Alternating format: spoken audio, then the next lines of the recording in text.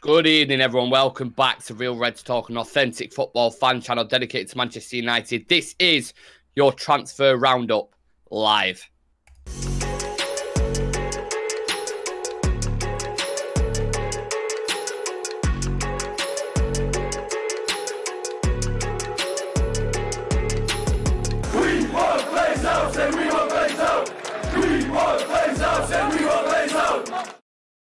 Yes, guys, what's going on? Welcome to the transfer roundup. So much to discuss. A lot. I was just literally saying off channel then, it feels like we haven't done a show in about a week, but it's only been a couple of days, which is mad. Not even had a chance to break down the game yet, which is kind of what I wanted to start with. We're going to touch on all the topical news, all the transfers, all the speculation discussions that have been ongoing across social media and amongst journalists and all this kind of jazz.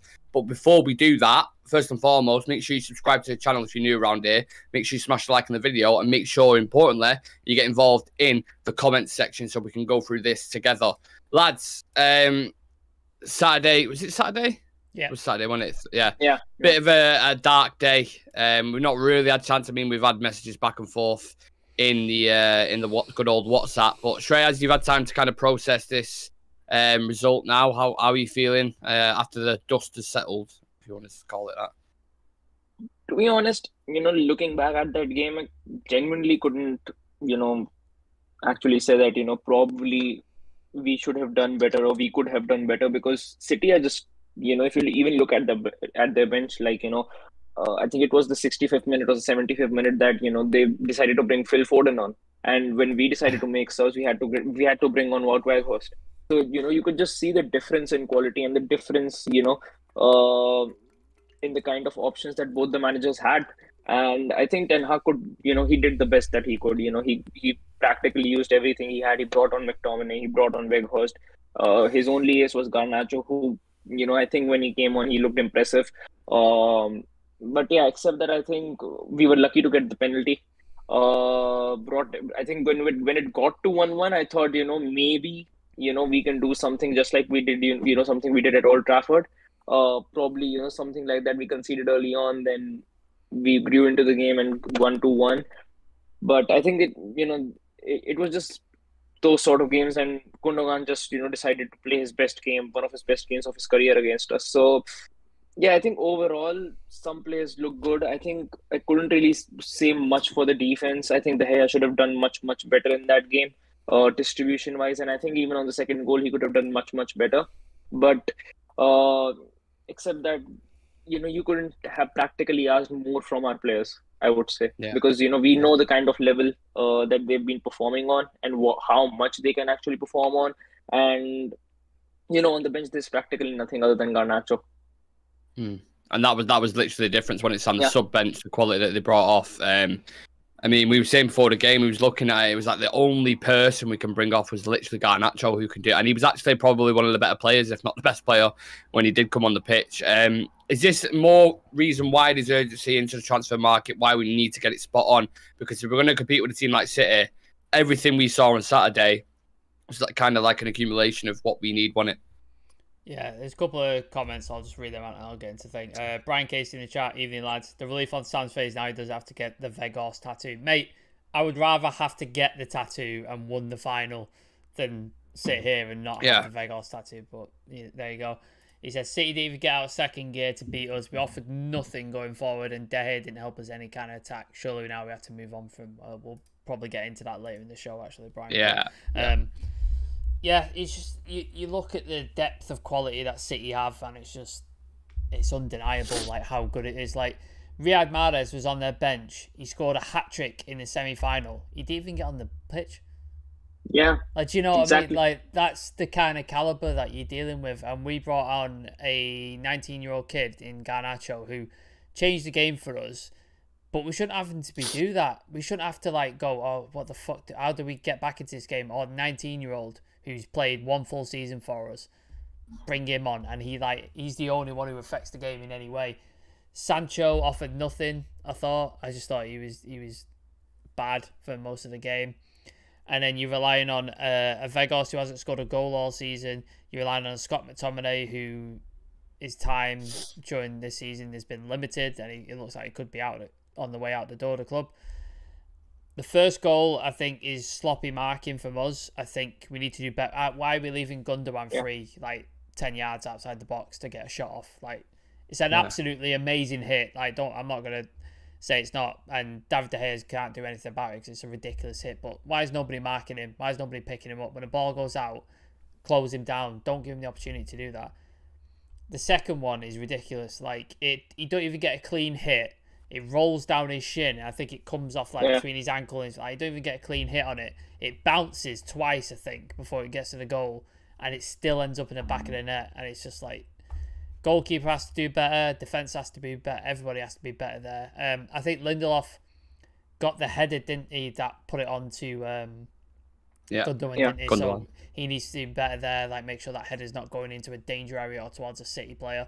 So there's a lot of moments there, and depth of quality is just not there for United. Like, we've got our first 11. You saw our first 11. We went toe to toe with City. We didn't do too badly. We didn't get absolutely smashed. We got outclassed because they've got better players, but we did all right with our first 11. But beyond that, we can't compete, and that you can't play that 11 into the ground week after week after week after week, because you see what happens. People get injured. People's form drops off.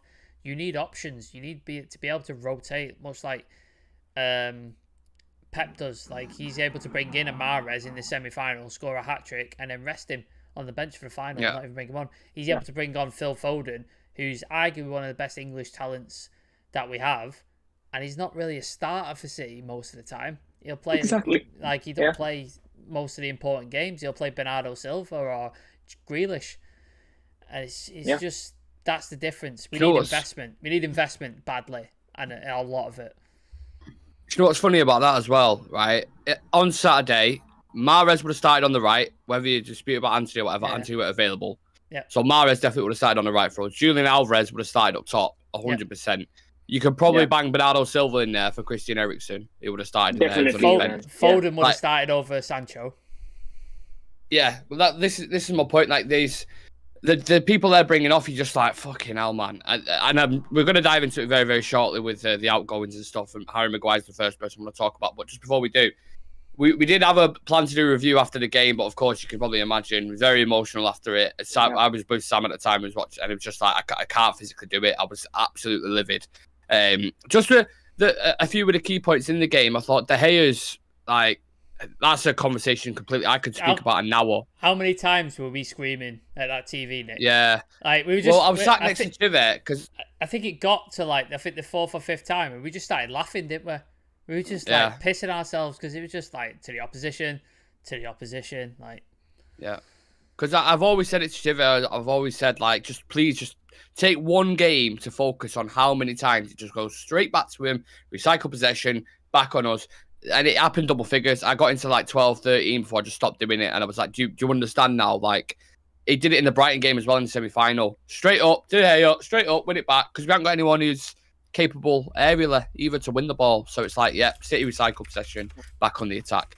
Bullshit. Sancho, too many touches, wasteful at times. Decision-making, not on it. Christian Eriksen, flaws off the ball, we already know. Mobility, tracking back. He looked terrible. He looked terrible, didn't he, Eriksen? Yeah. Like, I think what we were calling for his head about 50 minutes, didn't we? Second half, 5 minutes into that game, we were like, get him off. Take him off now. Like, he was awful. It's awful. There's some serious things to kind of address in the summer as we go into it, and that's exactly where we're going to start off. And we're going to start big with big in terms of a big profile, I would say, and big in terms of a massive head, Harry Maguire. The Athletic have been speaking about it today, so and they've been saying those who know the market believe Harry Maguire could be worth 40 million. A source with understanding of the situation said Harry Maguire's intention is to stay at United, but Southgate's comments regarding his England spot could bring the issue of a move to the forefront. Does 40 million seem like a fair price? Not really, but if we can get a 40 million price, I would take it. I think even if someone gave, like, 5 euros, I would go for that. I think he needs to go. I think he definitely needs to go. We need someone in who can probably in the future challenge Varane for that starting spot alongside Lisandro Martinez. And I genuinely believe that Harry Maguire is not the guy. Victor Lindelof has been, I would say, much better and much more reliable than Harry Maguire this season. And I think, if you look at it in the bigger perspective, like, if you look at it as a whole season, there has not been one game where I would say that, Maguire's presence or Maguire has been really good in this game. Like, if you look at it, if you look at the defense whenever Harry Maguire has played, he's never been the best defender in that back line. Lindelof has played, he's looked like the best defender. Varane has played, he's looked like the best defender. Same for Dalot, all of our players, Luke Shaw, every single one of them. And I think with the way Ten Hag likes to play, Maguire isn't suited for that. He's not suited for that. You cannot play a high line with him. You cannot expect him to, be very, confident when it comes to 1v1s and, to play the ball out of pressure and really quick and have the sort of passing range that Varane as well as Martinez have as well. So I think he leaves. I genuinely think even whatever Gareth Southgate has to say, I think he needs to leave. I think Ten Hag would genuinely be looking to offload him in this window, because I think even he needs someone who can be in the squad, and in certain games when you need to bring on a centre back, you would want someone to come who wouldn't give you a heart attack every single 30 seconds. Yeah, absolutely.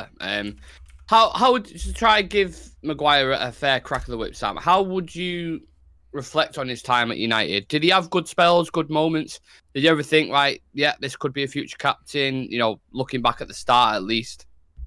And the captain, no. I never thought this is a future captain. But his first game for us, he looked pretty good, I thought. I thought he looked decent. He had all the makings of a good defender, and the way Ollie was playing.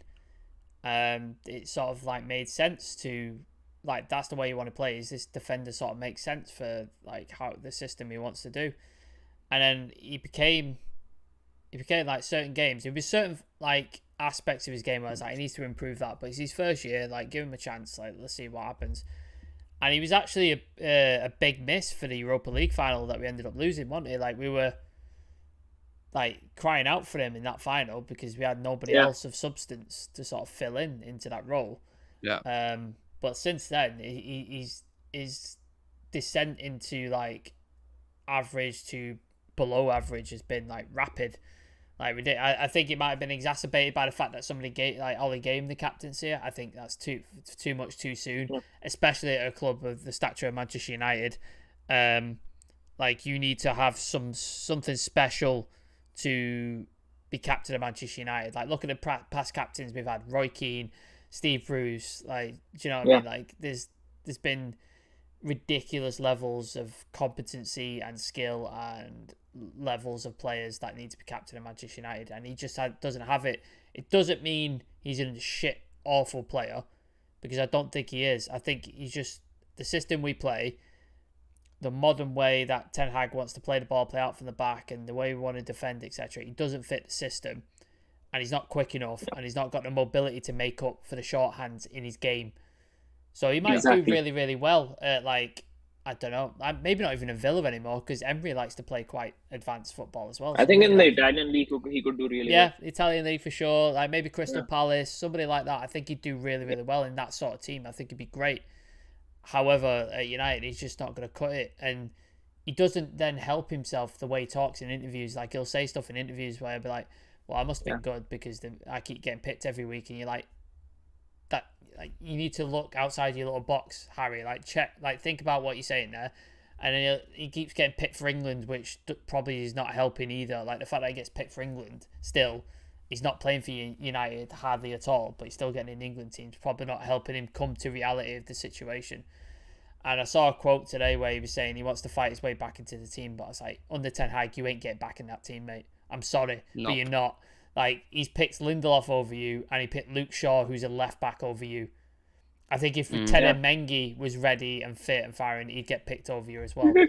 So you've just got to sort of assess your situation. You want to play football week in, week out, you have to leave. You have to go. correct me if I'm wrong, but didn't Casemiro start at centre back as well against like Bournemouth? Exactly. I can't remember who it was, but Yeah. So he was literally like 6th in the pecking order. I really want to get into the comments because some of you put some really good comments in. So make sure you smash like the video, subscribe if you're new around here, and we'll start reading some of these out. Rubber2908 says Lindelof has looked more confident next to Varane and Martinez. Maguire makes everybody nervous. Absolutely. I think Shreya's touched on that as well. Shaw as well. Shaw, when he played at left back next to Maguire, he looked shite. He looked awful. Now he's one of the best left backs in the league. I mean, look at it at this point. Like, whatever you're doing in life, if you're at, let's say, I don't know, a shooting range, you're more likely to hit the target if you've not got a wet raccoon on your back trying to attack you. Like, this is what Maguire just distracts and drags you down, and you're constantly worried about whatever's going on. I take the analogy isn't the best, but you take my point. Like, it's going to affect anyone because he has flaws in his game that are so obvious, especially when you're playing high line. Red Devils TV saying Harry Maguire for me is a very overhated player in our fan base. I know he'll succeed at another club that suits his playing style. Spurs would be ideal in my opinion. Now that I agree with in terms of, I think the reason for that though is because at Spurs they play with a back five, and you got players like Eric Diazapan who are playing every single week, and you got bloody like embarrassing Sanchez who are playing every week. So of course he could get a game in that back line. He could. I just don't think Tottenham. The whole kind of exchange, we want Harry Kane and the Maguire thing there, I don't think there's anything in it, to be honest. But yeah, loads and loads of comments. I'm going to try and blast through them. Shah Sam, looking back at the game, I think we would have been better off starting Weghorst and played Bruno in his usual position. Bruno was nowhere to be seen on the right wing. I thought Weghorst would start. He was in my prediction 11. And I thought Bruno would potentially start in the midfield as well. But wasn't to be. But we've lost the game now, so it is what it is. But yeah, speaking of Weghorst, you just give me the perfect kind of segue there, Shah Sam. I wanted to touch on very quickly, we don't have to spend long on this, but TalkSport are reporting that United don't plan to buy Weghorst permanently after his loan spell at Old Trafford. And Everton are apparently interested.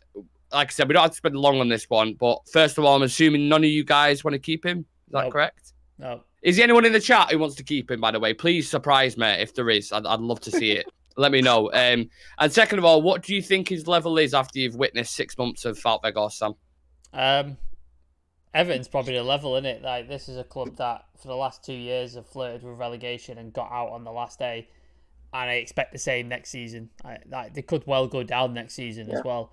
I know Burnley have been promoted and are coming back up, but I just don't think he fits the way Company likes to play. Company's very modern, the way he likes to play. He's very Pep-like in the way he likes to play. I just don't think Weghorst fits that system at all. So Everton's probably a good shout for him. Maybe a foreign league. I know he did all right in Turkey when he was there at Besiktas. Yeah, that's the level you're looking at. Anything above that, I think he's punching way above his station. Robert's put, hope Weghorst stays in the Prem. Wish other members of United had his desire. I'm not questioning his desire. Like, he works hard. He fucking gives everything for the team, but he has zero quality. Like, he offers nothing of quality. Can't finish, can't pass, can't head the ball. Sort of holds the play up a little bit, but yeah, he offers no significant quality where you go, yeah, he's bad at all these other things, but he's good at that. Like, even as a secondary striker, it's not like even as a third option, you're kind of thinking, what's the fucking point? Because he's not going to score any goals. So you're bringing him on just to do a bit of a leg job, which you could do with a youth player. So it doesn't make sense to me. Shreyas, very, very quickly on Weghorst. Are you just happy for him to leave? Like, no kind of emotion tied to it, let's say? I think he can do very well at a club who don't like to score that many goals. But I think definitely, whenever he was on the pitch, you could never doubt his commitment or, his effort. I think he used to work really, really hard whenever he used to get the opportunity to play for us. But the thing is, we just need more at, Manchester United. And for a Manchester United striker, you need more than just effort to be there on the pitch. So I wish him the best, and hopefully he gets a good time at Everton or whichever club he decides to go to. But I don't think Manchester United is the fit for him. Yeah, there's no kind of bitterness towards him. Like, he tried really hard. He gave absolutely everything, but it's just not good enough. It's simple as that. Sam just put a comment on the screen, which says perfect timing. Weghorst won the trophy on 6 months, and Harry Kane's won nothing with Spurs. It's just mental, isn't it? It's absolutely mental. Crazy. But I'm sure he'll be happy. Look, he's played for United. He can kind of tick that off his bucket list. He's won a trophy with United, which a lot of players who've come and been at this club, and Cristiano Ronaldo couldn't do it. at this club. Do you know what I mean? Whilst, I mean, the second time he returned, of course. It's I think he'll be happy with it. Rubber said, I thought they signed Vegas to use his aerial threat a bit more. He ain't got an aerial threat. He can't head the fucking ball. Well, that's what I mean. That's what he's saying. 6'6", and he can't fucking head it. Like, it's ridiculous. But that's what he's saying. He thought we signed him for that. You look at the statistic, like 6'6", you think, oh yeah, he must be like half decent in the air. But I remember looking into his stats when we first signed him to kind of do like a review, and it was just his pressing that was impressive. Yeah. And apart from that, it was like didn't really win an header. Scores 1 in 4, I think. But so. Yeah, you kind of get what you get with Vegas. We knew what we was kind of buying in there. And we knew the situation, so it is what it is. Yeah. We'll move on to something slightly more positive in terms of incomings. I want to talk about Kim Min-Jaes, very hot topic at the minute. And apparently United have already had 2 meetings with Kim Min-Jaes and his kind of entourage, and there is very strong interest. They state that his release clause will be available to be triggered from the 1st of July to the 15th of July, and whilst it stands at around 50 million pounds or euros, whatever it is, that asking price will change depending on the valuation and spending capacity of the clubs that come forward for him.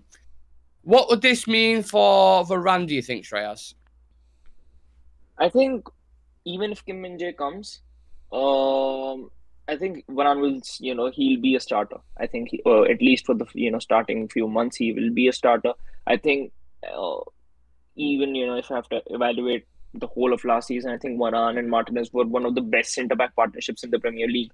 I think if Kim Min-Jae does come, though, I think he can provide Varane with that much-needed competition, because we know that, Varane, he can be out for injury. Whenever even Varane plays, you expect him to be solid. Like, he's by far one of the most exceptional central defenders I've seen to play the game. But, when he's out, you need someone just as good to actually fill in, or probably someone even better. And I think Kim Min-Jae can be that sort of a player. I think he's had by far, I think, one of the most unexpected seasons from a player, because Napoli got him as a Koulibaly replacement from Fenerbahce for 18 million. Yeah. And no one at the time actually expected, Kim Min-Jae to perform the way that he has done in that short time, in that short span, fill the void left by Koulibaly, and probably, even have a much better season that Koulibaly has ever had at Napoli. When he was there. The most surprising fact was that, I saw that he's got the most touches in midfield, even though he's not a midfielder in the entire Serie A. And, we've seen, how Italian teams seem to play. The ball is mostly concentrated in the midfield, and, midfielders are much, much more influential to their system. So for a centre-back to actually have more touches in the midfield than, some very, very good midfielders that are present over there is actually a big, big achievement. And he's very good at 1v1s. Defensively, he's quite sound. Positionally, he's quite sound. And he's got the pace to actually cover up, when Napoli are playing a high line. Because Napoli are one of the only teams you will see in the Italian league playing a high line. So I think if he does come to United, I think him and Martinez are going to be a very, very strong partnership to actually break. And you need that sort of a partnership. Like, if you look at Manchester City, they've got Ruben Diaz, they've got Laporte, they've got so many good players to actually fill in that centre-back position. You've got John Stones as well. So we need that sort of a partnership at United as well, because I think it opens up much more avenues for us in certain games that, with Varane and Martinez, you expect a certain kind of way for us to play from the back. With Kim Min-Jae and Martinez, you expect us to play a certain different way to actually play out from the back. And I think versatility is one of the biggest factors that we missed out on, especially when it comes to centre-backs. It's interesting because I think I had to hold my hands up. I didn't really watch much of him. I hadn't seen much of Napoli. Like, I rely on your opinion, Trace, because I know you've watched him a bit. So I went and did a bit of deep diving before and had a look at what kind of player he was. And you're absolutely right. He's solid in all aspects of his game. Everything I saw, like, he could keep up with players. Great in the air, really good on the ball. He's got a great age profile as well. So him coming in alongside Lissandro could potentially be that kind of partnership for the next 4 to 5 years or whatever. But Sam, with this kind of deal, if you think about all the priorities we have going into this window, the amount of positions that have been spoken about, I mean, you've heard left winger recently, striker, centre mid, centre back, goalkeeper. Yeah. Like, do you think someone like who was discussing them with Harry Maguire, do you think he'd have to go to get a deal like this? Yeah, you can't, especially with the ownership situation the way it is. Like, they're not going to allow us to buy a centre back without letting one go out the door first. Like, there's going to have to be a balance there, not just because the Glazers don't want to spend money, but also because of financial fair play. Like, we can't spend a shit ton of money due to financial fair play unless players leave. So the sellable assets you would think in the defensive line is Harry Maguire. That's probably your sellable asset there. Like, cause you don't, I wouldn't sell Lindelof because I think he's a very good third choice centre back. You're obviously not selling Varane or Martinez because there's your first choice pairing. So Maguire is the one you probably look at and go, I can get 30-40 million for him, and then I can bring in Kim Min-Jae. What's his buyout clause, like 42.5? Yeah, I don't know if it's 50 million euros or 50 million, but it's something along the lines of that. So it's 50 million for the first 15 days of the window. Yeah. So there you go. Like, if you get 40 million from Maguire, it's an extra 10 on top of that to get him. So, bargain, isn't it? Nice. Nice little deal. And like Shreya said, I think you bring him in as the sort of rotation option. Sorry, my girlfriend's just ringing me to get in the flat. There we go. I think you bring him in as the option to bring on, and then you could say to him, look, Varane is 30, 31, he's got injuries and stuff like that. I know Varane mentioned, didn't he, he's looking to retire earlier than people think, because he's retired from the international squad, and he says it's getting to him now, like the amount of games he's played and stuff, and he wants to retire soon. So you could say to him, look, we bring you in this first season, you challenge, and then you could possibly take his spot. So we know how Ten Hag works. He likes to have competition for places, and he sees competition as healthy. I know we're going to touch on David De Gea later, and he spoke on David De Gea and said, I want him to stick around, but he may not always be first choice. That's the way we've got to do it. We've got to make sure every player's like, if you don't perform, you're out, and then the other person gets an opportunity. Yeah. Red Devil Yannick saying Timber or Kim Min-Jae. For me personally, lads, you might agree with this, but I just think with that release clause being at play at the start of July, I think that's the best option you could possibly go for at the minute, who's on the market and who's available. Timber's a great option. I've always been a big fan, but with everything with Ajax, he's not had the greatest of seasons this season as well. It could be a difficult deal to want the chant, don't you, Nick? I'll take the chant. I like it. I love him as a player. I think he's really good, versatile, got everything you want. Ten Hag's coached him before. He'd be able to bed in next to Lissandro because he's played with him as well. So I'm not saying I wouldn't have him. Like, he's high on my priority list, but I just think I've looked at Kim Min-Jae playing now. He's ready. He's just won a championship with Napoli. He's a leader. He's got every quality you want in a centre-back, and he's decent price for what you would get. If he didn't have that release clause, you know what Napoli are like, lad. 80. Probably say 80 million. Yeah. Something. Well, they wanted that for a Koulibaly, so you can only imagine what they want for Kim Min-Jae. And he didn't work. He's been a massive. Exactly. He was terrible for Chelsea. Exactly. For Chelsea, certainly. So, let's see what happens with that. But I do believe someone like a Harry Maguire would probably have to go out the door. From one Harry to a next Harry, a bit more, I don't know, positive, negative, however you see the Kane situation. United remain obsessed with Harry Kane in terms of being a perfect striker for Eric Ten Hag. This is something Laurie Whitwell confirmed when he was on the show as well. He was saying, like, he's absolutely 100% really pushing for him behind the scenes like he was with Antony, so take that for what you will. But he does want to leave Spurs. He does want to win trophies, probably because he's just seen Vegas win a trophy with United and thinking, what the fuck's going on? But United will push Tottenham to sell Harry Kane, but currently believe it's very unlikely to happen. Daniel Levy is basically putting all the forks out on the road and saying, like, it's basically going to be impossible. Sam, this does seem like a very, very extremely difficult deal to do, doesn't it? Is this worth the hassle in your mind? I think if you go in for 100 million and we get him, and then say he wins us, I don't know, a Champions League or a title in the next 2-3 years, would you take that? Would that be worth it to you? If you a title in the next 2 years? If we buy him for 100 million, I know it's expensive for a 30-year-old in last year of his contract. I know it's expensive, but say we won a title or a Champions League in the next 2-3 years.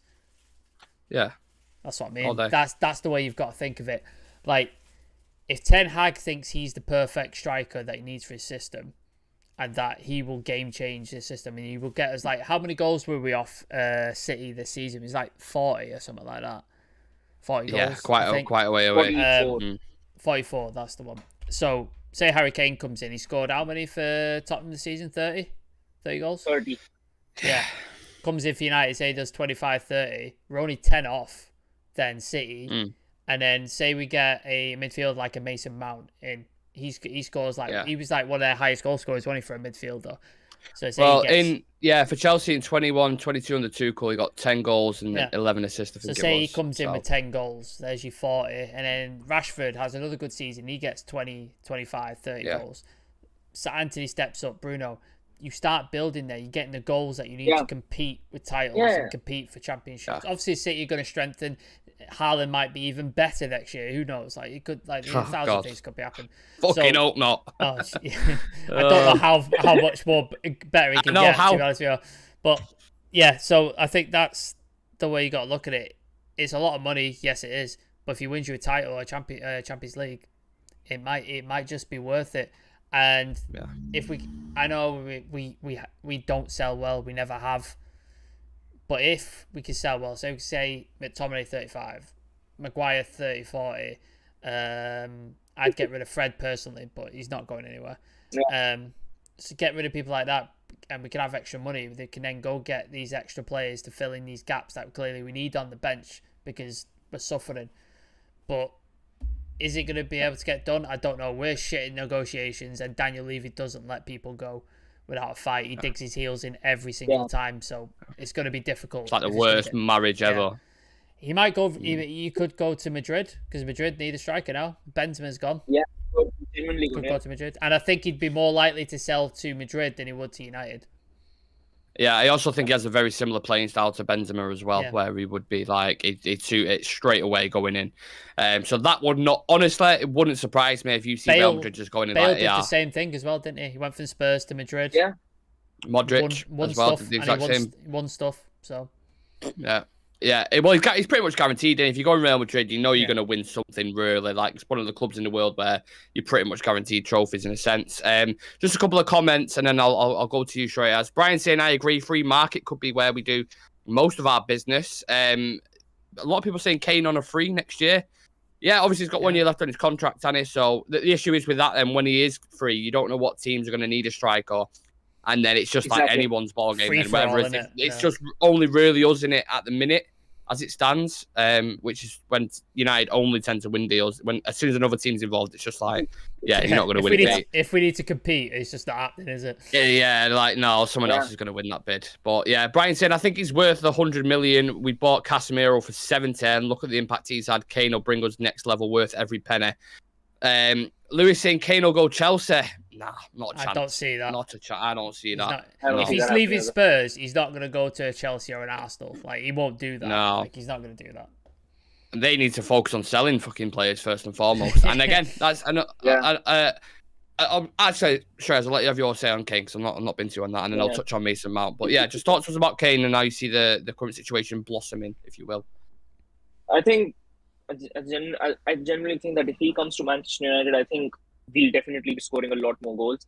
I think it could be sort of one of those dynamics like Haaland and De Bruyne, Bruno and Kane could form that sort of a duo, because I think right now Bruno struggles a lot as well. Not having a stable striker in front of him who can actually well, everyone does, everyone around him. Yeah.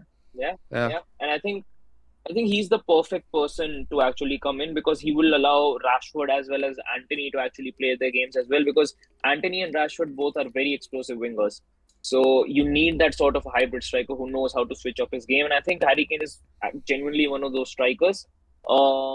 This season, he's done it with Son as well, hasn't he?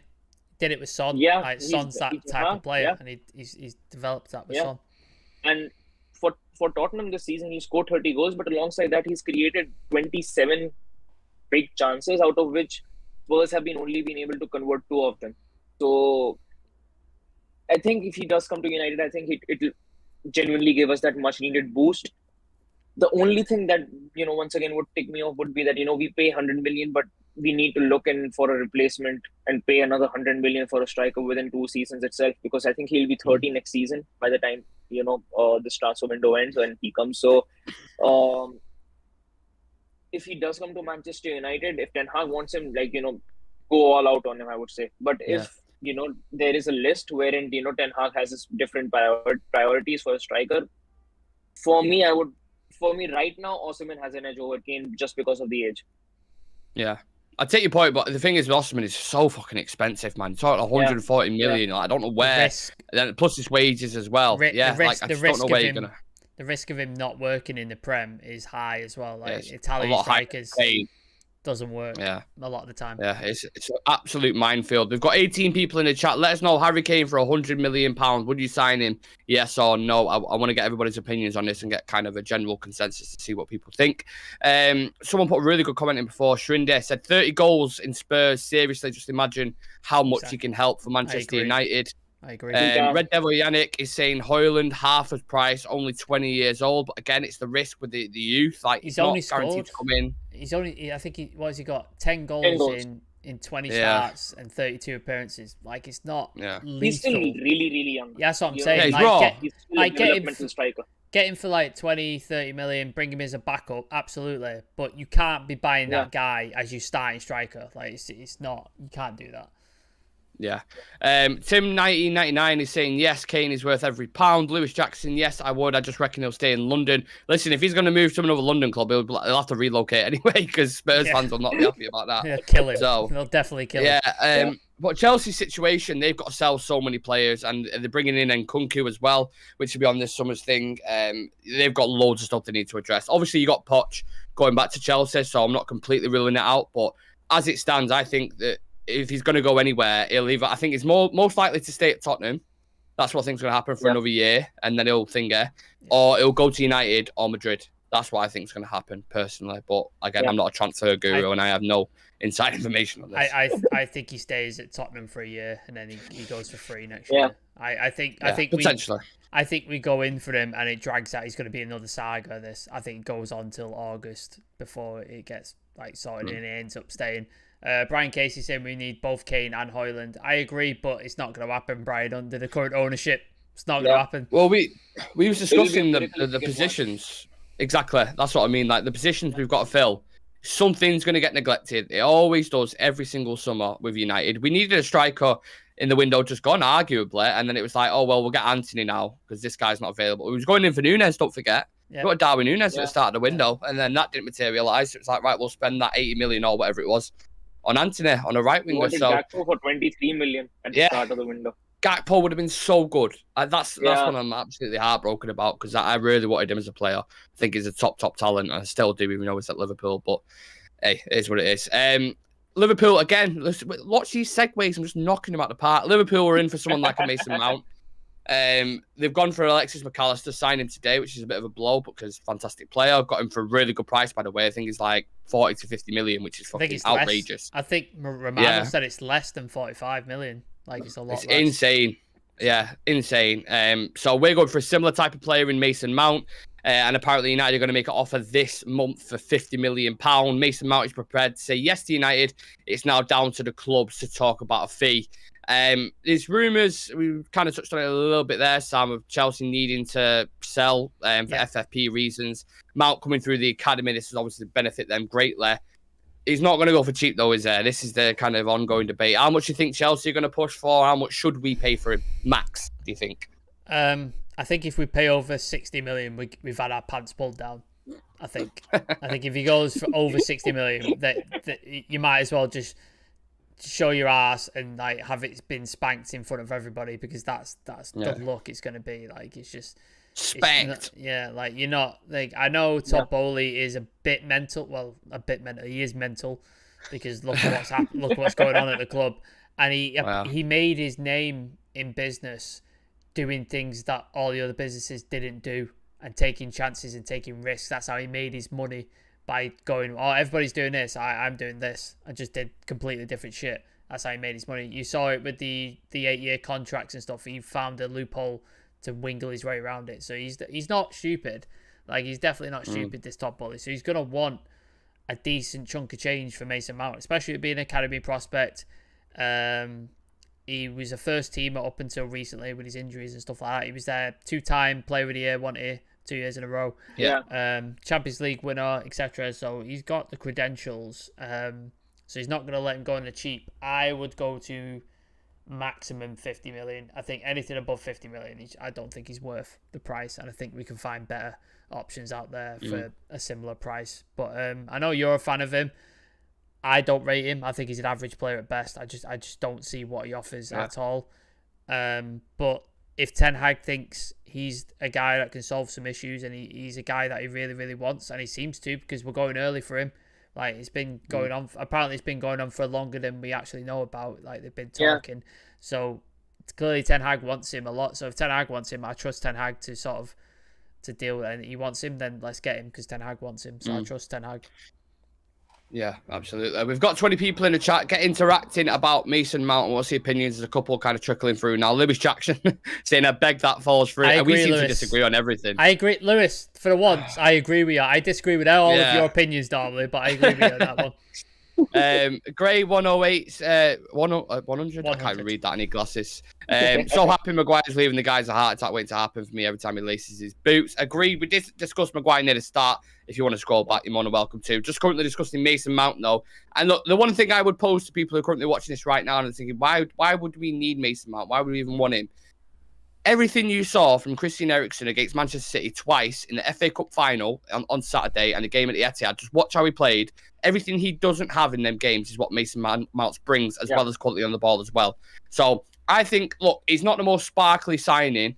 And I think whenever we seem to go for British players, it's like people instantly like break lights on because you think about that summer when we bought like Maguire, Dan James, fucking Wan-Bissaka, and didn't really work out. I know Wan-Bissaka's been decent this season, but people kind of get like panics and they're like, oh, why are we going? Like, same thing with Kane. Why are we going with English players? I'm not sure, whatever, blah, blah, blah.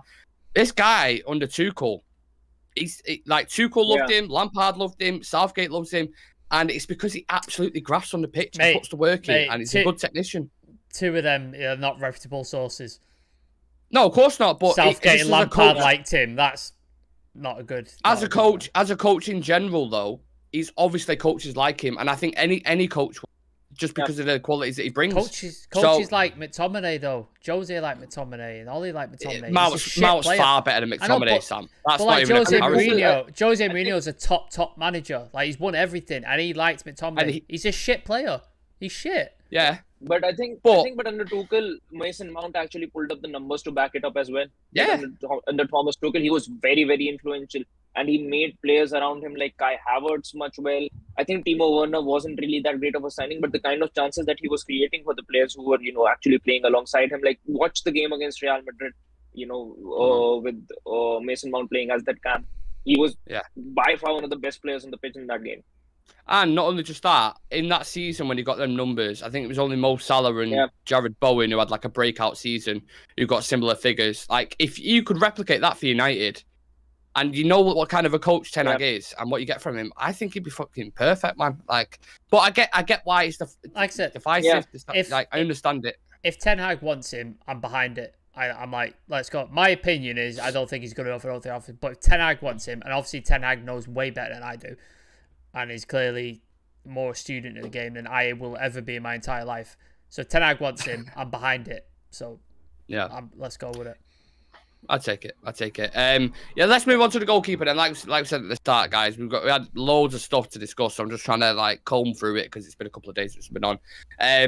Apparently, there are no plans at present for United to spend significant money on a goalkeeper. So all this talk of that's coming from the Telegraph. All this talk about Diogo Costa, these kind of things. This guy's got like a release clause of 70 million euros. Again, always falls back to the consistency of what we've been talking about. The budget is just absolutely stretched at this point. You don't know who's going to go where. So basically, it's trying to find a second keeper that's good enough to challenge for David De Gea with a certain limit. Shreyas, do you feel that's the path it's going down at the minute? Dave's just killed himself, by the way. It's fucking David De Gea stay for another season. I know. I think the way things are looking, he probably stays as the number one for one more season, but I still think that we might be able to pull off a goalkeeper signing, because by the way that Ten Hag has actually come out recently with his comments about the goalkeeping position, I think he'll get someone, and that someone might be able to push the hair off that position. Maybe it's someone like an Onana from Inter Milan, because Ten Hag has worked with him earlier at Ajax, and he is a very decent keeper. He's got very good distribution stats, and when it comes to, I think he's an all-round goalkeeper, like with the modern as well as that, old shot-stopping qualities as well. I think he's one of those perfect keepers. But and I think one of the other facts that actually makes him more attractive is that he'll cost much lesser than Diogo Costa. if you have to compare Diego Costa and Andre Onana, I think it isn't really that it isn't really a downgrade to go from Costa to Onana. So probably I think I see that sort of a signing actually being pulled off. But if the way things are looking with the ownership, I think the goalkeeper signing could genuinely be a deadline day signing, the way things are looking. But I think a goalkeeper would definitely be signed this window. Interesting. Sam, your thoughts on the goalkeeping situation? I'll read a couple of comments because it's go mental. for it. Charles, Sam, and Brian Casey, the Real Reds Ultra members, so I'll just read these out quickly. Let's be real. Do we really create many chances for our number 9? I think we do. I think we've created a shit ton of chances. We just haven't finished them. I think we do. I think of Weghorst, we were creating loads of chances. Oh, there were games where that chance in the Fulham game. The The Fulham game. Yeah. Oh, Jesus Christ. Mount is an improvement. Mount is an improvement on Freddie McTominay's long-term replacement for Eriksen. That's Brian Casey. He was the player of the year for Chelsea 2 seasons in a row and shortlisted for a Ballon d'Or. Yeah, I agree. Robert, look, if anyone wants to have deep pockets, bring him out and 10 others. If our budget's 10 million, we need to be careful who we buy. I like the signing amount. I think this is an issue for a lot of us. Signing Mount is 50 million plus, not having the money for a first choice goalkeeper, which is far more important in my opinion from Isaac. Maybe we can't sell Dean Henderson for 35 million. Lewis Jackson, heard that prospect Lingard is available on a free. Red Devil Yannick, we should go for David Raya. And then Robert Kovar just won the league in Czech Republic on loan for United. Apparently this guy's got everything. Yeah, it's a lot of options. I think I would like to sign a goalkeeper. Like, ideally, I'm like that game me and Nick and Chivy watched together. That distribution, it infuriated me. Absolutely infuriated me. It's literally just like, we've got a goal kick. Just give the ball back to them. Like, you might as well just pick the ball up and go, there you go. That's yours. Let's start again. Like, because it happens every time. It's just horrible to watch. And then the one thing he had was his shot stopping. You could rely on, but he's let in so many mistakes this season.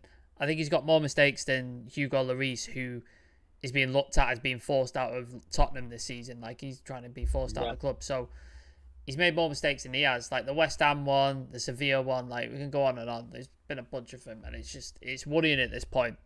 So I'd sacrifice a little bit of ridiculous shot stopping if I get a goalkeeper in who's good with his feet, can distribute from the back, and doesn't make ridiculous mistakes several times during the season. I'll take that.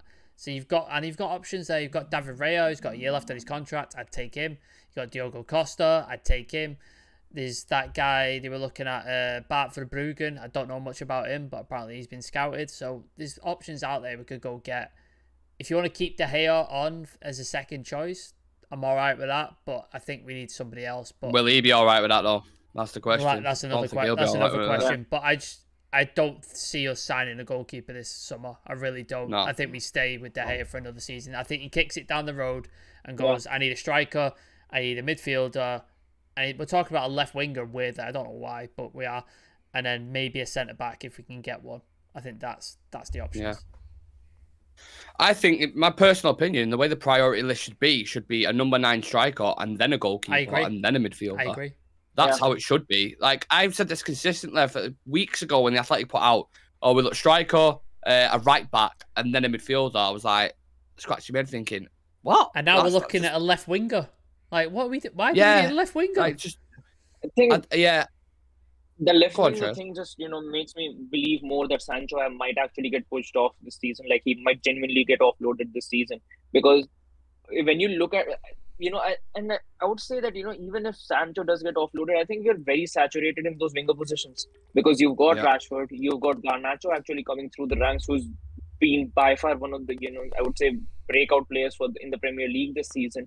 But if he's going in for a left winger, is he looking to add left winger for squad depth, or is he looking to add a left winger because he wants to shift Rashford as a striker? Yeah, well, I think that's these variables, isn't it, that relies on each other. So if we can't get Kane, I think you might be right there. I think you might go for a Højlund and then play Rashford as a 9, and then that leaves a vacancy then on the left-hand side, and then he brings in whoever. And I think, and if Sancho is going to get offloaded, it does leave that spot open for that number 1 left winger position to actually be open, because I think Ten Hag does believe that it might still be really, really soon for Garnacho to take up that position, like, as a starter player for us week in and week out. So he's probably looking for options, because when you look in the market for a striker, you will have to shell out at least 80 million or 90 million or 100 million. Probably for left wingers, the price could be quite low. Well, if you look at what Arsenal did with Trossard, for example, unbelievable player, £30 million. They're the kind of deals you want to be going for. Gakpo for 40 million. Mitoma, God knows how much Brighton would want for him, to be honest. I don't know the contract situation or whatever. I think they would want a lot of money, but I don't think it'd be 70, 80 million. I think it'd be about 40, 50. No. 40, 50 million, 45, I think they take. Yeah. And they'd still make a big buck on that as well, innit? Because they got him for what? Signed him for 300,000. Exactly. Like, they'd make a shit ton of profit. And Mitoma is class, by the way. Absolutely class.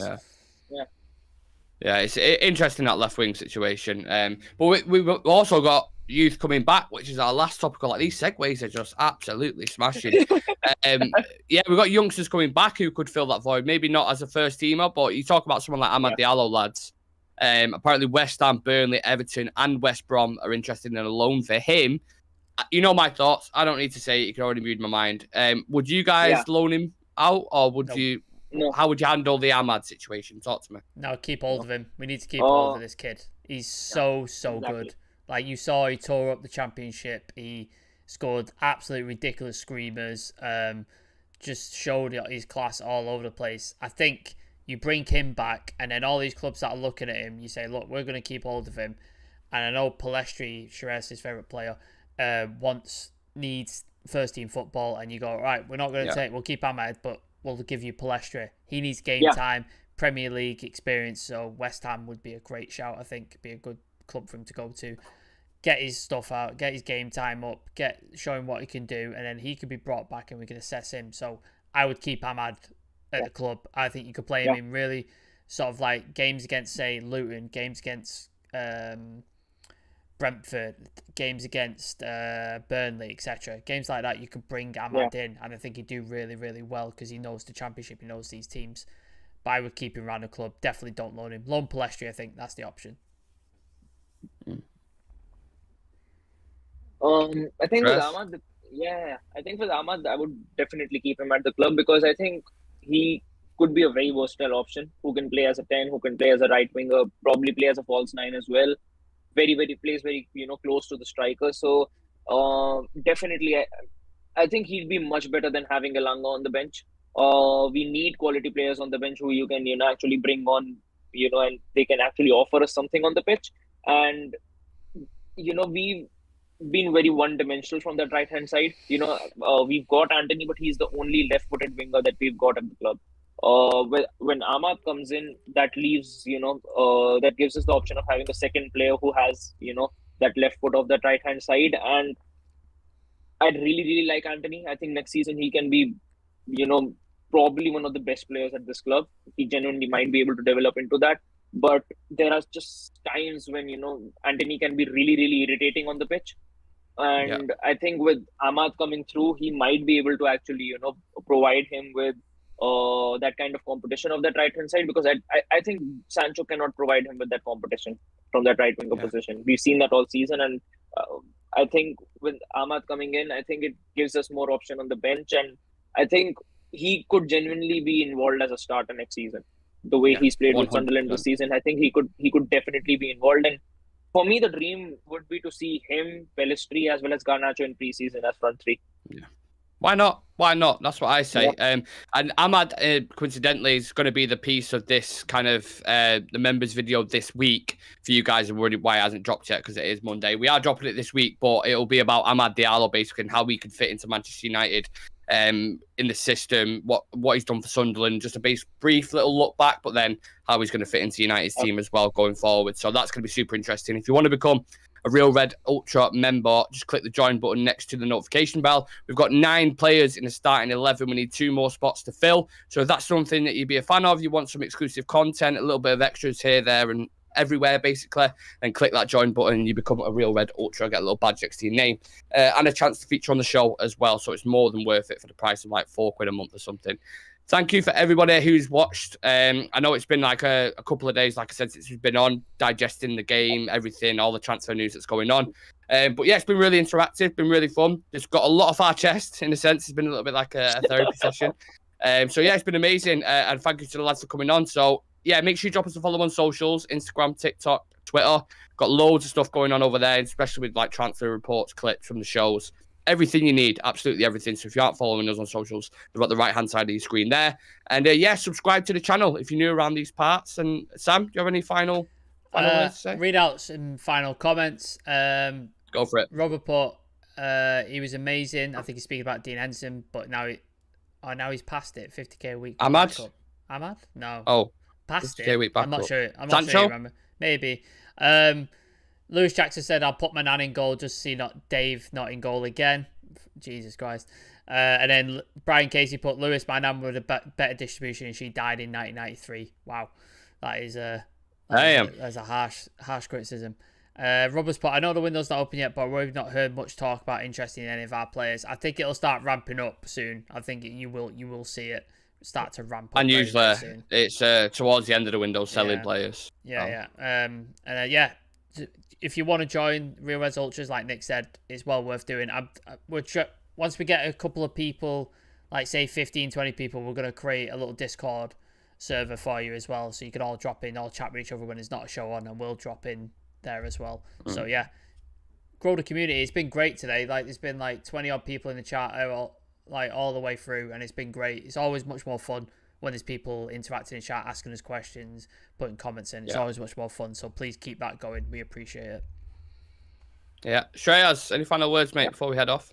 To the viewers, to yourself? Yeah, good to be back on, and hopefully everything that's going on at the club can get sorted really soon, because it's getting really frustrating, and hopefully we hear some good news by the end of this week. Yeah, like you said with the ownership as well, if anything does go live on that, trust me, I will go live. I will turn on that notification bell so you do not miss a thing, because I will go live. I'll have a bottle of champagne ready and we'll go through it together. Rubber2908 has just become a Real Red Ultra member. So we've got one spot left. One spot left on the starting 11. Rubber. Someone needs to take that up. Where's your position? What position do you want to play? I think, what have we got taken up? What have we got 3 left? I don't know. I'll have to go back through it. I'm pretty sure... No, goalkeeper got taken by Andy Pundit, I think. So we'll go through it anyway, and I'll let you know. But sort your position out. Yeah, we'll get you in. Absolutely. Yeah, so that exclusive video will be dropping this week, and obviously you get a chance to have a look at all the other ones that we've done as well. So yeah, thank you very much, Rubber, for supporting the channel. It helps us get guests on, helps us push the channel up to where it is. And yeah, I'm working on that as well to get other journalists on to talk about transfers, and that is in the pipeline at the minute. So stay tuned for that. Stay tuned for all the content coming your way. Make sure you smash like on the video, subscribe, and we'll see you guys tomorrow in the next one. Peace.